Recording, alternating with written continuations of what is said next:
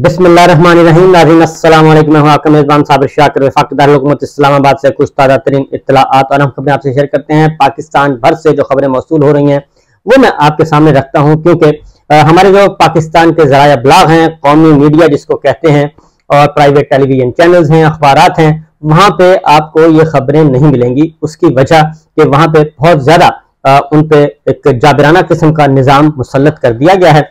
उनमें उनका भी कसूर नहीं है, कुछ चीजों में वो विलिंगली कर रहे हैं और कुछ चीजों में वो मजबूर हैं, इसलिए हम उनसे कोई गिला शिकवा नहीं करते। और उसकी वजह यह है कि जाहिर है मीडिया हाउसेज हैं, उनको चलाना है, वहां पे हजारों लोग, हजारों खानदान का रोजगार वाबस्ता है। ये कैसे मुमकिन है कि आप वहां पे कोई टक्कर ले सकें, ऐसी टक्कर जिसके बाद आपका मीडिया हाउस ही बंद कर दिया जाए, आपका जो रिस्क है वो शहरग उसकी काट दी जाए, और उसका असर सिर्फ मीडिया मालिकान पर नहीं होगा बल्कि उन हजारों खानदानों पर होगा जो कि वहां पे काम कर रहे हैं, और उनके चूल्हे भी बुझ जाएंगे। इसलिए बहुत सारे लोग जो हैं वो बामरे मजबूरी ये काम कर रहे हैं, और बहुत सारे लोग जो हैं वो इस सिलसिले में अपने फायदा भी उठा रहे हैं, भरपूर किस्म का फायदा उठा रहे हैं, और वो हाँ में हाँ भी मिला रहे हैं, बल्कि उनके यहाँ मिलकर नैरेटिव भी बना रहे हैं कि सब अच्छा है का नैरेटिव हम बनाते हैं, और हम पाकिस्तान भर के अवाम को बेवकूफ बनाते हैं, उनको मामू बनाएंगे, उनको चूना लगाएंगे, उनको बताएंगे कि ये सब कुछ बिल्कुल ठीक हो रहा है।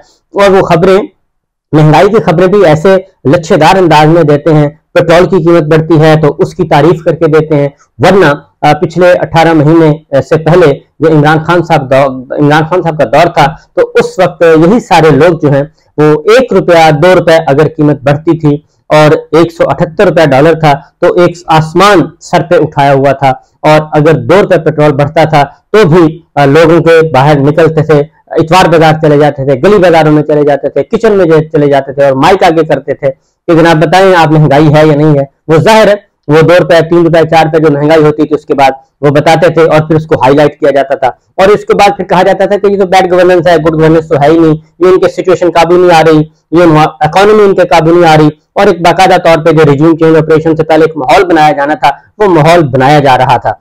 दूसरी जानिब एक्चुअल खबरें भी आपको दी जा रही थी कि नहीं जनाब ऐसा नहीं है, बल्कि ये असल हकीकत है कि फैसला पहले कर लिया गया था कि इनको हमने निकालना है, इमरान खान साहब को और पाकिस्तान तहरीक इंसाफ की हुकूमत को खत्म करना है, और नया जो है टोला लेके आना है, और उसी टोले को आगे बढ़ाना है और उसको अब प्रमोट करना है।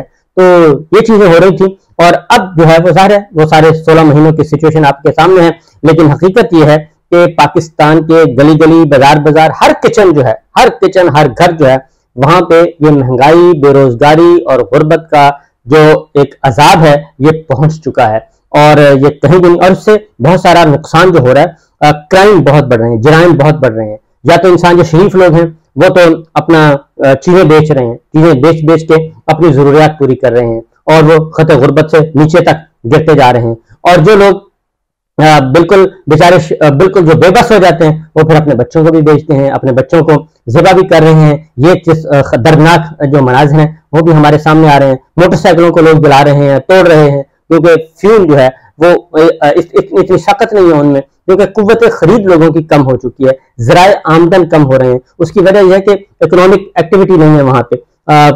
इमरान खान साहब के जमाने में यह था कि उन्होंने कुछ छूटें दी हुई थी, रियायतें दी हुई थी, खासतौर पर रियल स्टेट को, और रियल स्टेट का बिजनेस बहुत ज्यादा ऊपर जा रहा था, कंस्ट्रक्शन का काम हो रहा था। और आपको पता है कि जब कंस्ट्रक्शन होती है तो उसके साथ 40-50 इंडस्ट्रीज जो हैं वो हरकत में आती हैं।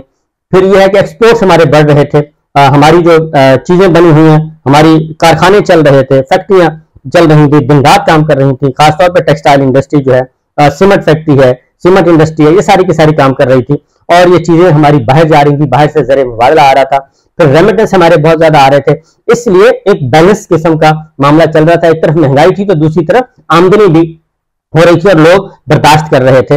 ये वाली कंडीशन नहीं थी। लेकिन अब की जो कंडीशन है वो बहुत ज्यादा वर्स्ट हो चुकी है और बहुत ही खतरनाक हद तक हो चुकी है। लेकिन हमारे जो है हुक्मरान, पहले 15 जमाती हुक्मरानों ने 15 महीने तक इस मुल्क को बर्बाद किया, और उसके बाद अब जो निगरान आए हैं वो भी उन्हीं की एक्सटेंशन है।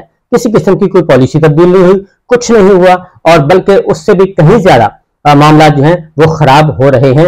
और हालांकि इनका तो प्लान था और है, अभी भी है। मैं आपको बता दूं कि इनका प्लान जाने का नहीं है। ये इन्होंने बड़ी कोशिश की कि सूरत हाल को काबू में रखें, लेकिन ये जो एक यकदम एक आया है, वेव आई है, खासतौर पे हमारी महंगाई की, और डॉलर जो है इनके हाथ से निकल गया है और डॉलर बिल्कुल बेकाबू हो गया। उसकी वजह यह है कि निगरान आ गए।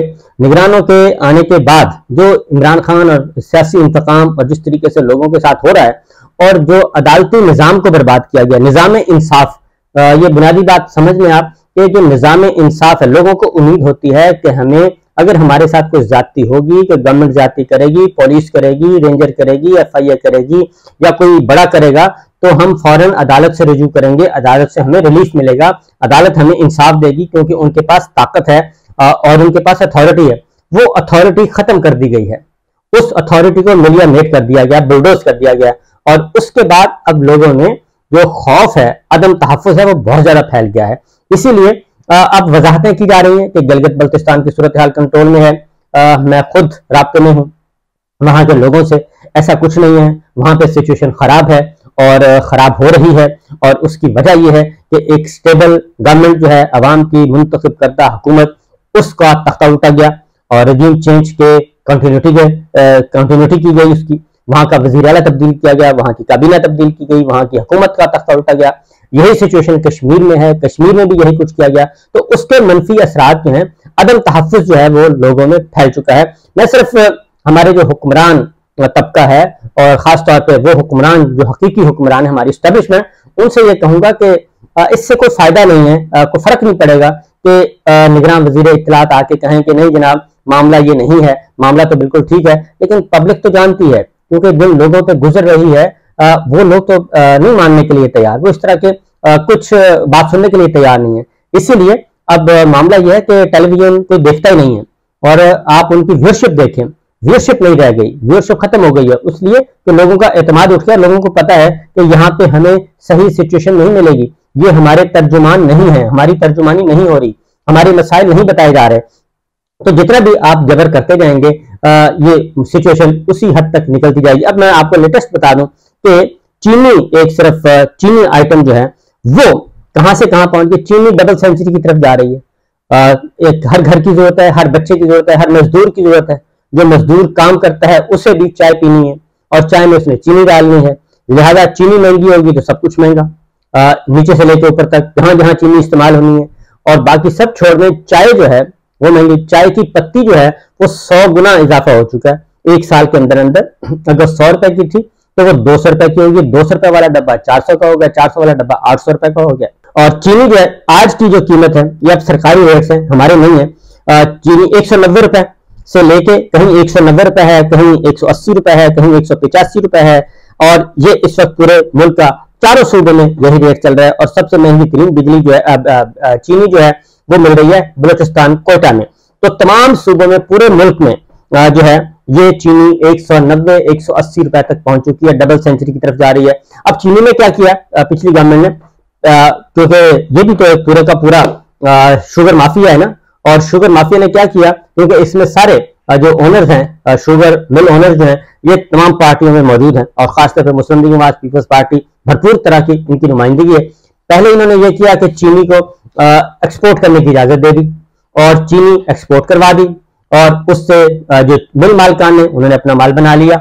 अब उसके बाद ये हुआ कि अब चीनी यहाँ पे खपत कम है, अब इंपोर्ट करेंगे, और इंपोर्ट करेंगे तो डॉलर में करेंगे, और वो महंगी।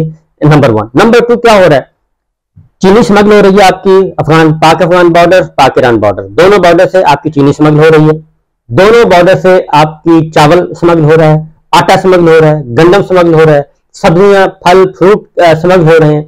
ये सारे न सिर्फ अफगानिस्तान से आगे सेंट्रल एशिया तक जा रहे हैं, और ट्रकों के ट्रक और कंटेनर्स के कंटेनर्स जा रहे हैं, और कोई पूछने वाला नहीं। और ये जो चीज जब मैं एक मीटिंग का अहवाल आपको बता दूं कि इमरान खान साहब के साथ एक मीटिंग थी, उस मीटिंग में जब ये बताया गया कि ये भाई हो रहा है, तो DGFIA ने कहा कि जनाब ये सब कुछ हमें पता है कि ये स्मगलिंग हो रही है, लेकिन हम रोक नहीं सकते। और क्यों नहीं रोक सकते? फिर आप चले गए शबर जैदी साहब के इंटरव्यू की तरफ। शबर जैदी साहब ने कहा कि मैंने जब ये स्मगलिंग की तरफ और रियल स्टेट पे हाथ डालने की कोशिश की, वो टैक्स वैक्स लगाने की कोशिश की, तो बाजवा साहब ने कहा कि जनाब ये काम ना करें, क्योंकि इससे तो फिर जो इकोनॉमिक एक्टिविटी है वो फिर रुक जाएगी। लिहाजा बलूचिस्तान वाली साइड पे, पाक ईरान पाक अफगान बॉर्डर पे आपने स्मगलिंग को भी नहीं कुछ करना, और इधर आपने रियल स्टेट पे भी कोई टैक्स वैक्स नहीं लगाना। ओहो, ये तो काम खराब हो गया। तो ये हैं मामलात और ये हैं हालात व वाकयात। अब इस वक्त ये तो एक है स्मगलिंग का मामला, हर चीज स्मगल हो रही है। दूसरा इससे भी ज्यादा जो खतरनाक हालात हैं वो है कि लॉ एंड ऑर्डर का मसला बढ़ता जा रहा है, जराइम बढ़ रहे हैं और क्रिमिनल एक्टिविटीज बढ़ रही हैं। उसकी वजह है कि लोग जो हैं वो तंग आ चुके हैं भूख और अफलास से। और ये जो सारी चीजें हैं ये कोई अच्छी चीजें नहीं है, अच्छी खबरें नहीं है, अच्छी इतलात नहीं है। और हम क्या कर रहे हैं, हम ये कर रहे हैं कि पॉलिटिकल इंजीनियरिंग में लगे हुए हैं, पॉलिटिकल मैनूवरिंग हो रही है। और चौधरी परवेज इलाही साहब को जिस तरीके से उठाया गया बेहुदा तरीके से, और हालांकि हाईकोर्ट का ऑर्डर था और पुलिस उनके साथ थी, लेकिन अदलिया को मैसेज दिया गया कि जनाब नहीं, सवाल ही पैदा नहीं होता, आप जो मर्जी ऑर्डर पास करें, बात वही होगी जो हम चाहेंगे। लिहाजा उनको उठा के अटक जेल में फेंका गया। और अटक जेल में भी इसलिए फेंका गया ताकि लाहौर में होंगे तो उनसे मुलाकातें होंगी और ये खबर बनेगी, उनको दूर लेके जाएं। और अगर पिंडी में हालांकि वफाकी हुकूमत ने उनको अरेस्ट किया है, इस्लामाबाद पुलिस ने 3 MPO के तहत, और उनको अरेस्ट करने के बाद उनको बजाय इसके के पिंडी में रखा जाता, उनको फिर अटक भेजा गया। और उसके बाद आज उनके सेक्रेटरी को गिरफ्तार कर लिया गया, मोहम्मद खान भट्टी को, नैब ने। अब मसला यह है कि क्या ये वाकई करप्शन का इशू है या फिर मामला कुछ और है। मामला अगर तो करप्शन का होता और वाकईतन हमारे मुक्तदर हल्के जिनके पास असल ताकत एस्टेब्लिशमेंट, अगर वो वाकई करप्शन के लिए ही ये सब कुछ कर रहे होते खान मोहम्मद भट्टी और परवेज इलाही साहब के साथ और इमरान खान साहब के साथ, फिर तो ये जो 15 जमातों का जो टोला लाके बिठाया गया था, तो उनके साथ तो उन पे तो बेशुमार मुकदमात थे और फिर तो वो होने नहीं चाहिए था। लेकिन असल मसला ये नहीं है, करप्शन हमारा मसला नहीं है और असल ना ही अकाउंटेबिलिटी हमारा मसला है। हमारा मसला है कि पॉलिटिकल इंजीनियरिंग और पॉलिटिकल मैनूवरिंग हमारा महबूब मशगला है और कठपुतली हुकूमतें हमारा मशगला है। और ये काम हो जाना चाहिए, चलते रहना चाहिए, इख्तियार ताकत हमारे पास रहनी चाहिए और इसके अलावा कुछ नहीं है। बाकी ये सब कुछ डमी शमी है, जितने भी है, पार्लिमान है, पार्लियामेंट्री सिस्टम है, डेमोक्रेसी है, आइन है, ये सारा एक फेक सिस्टम है।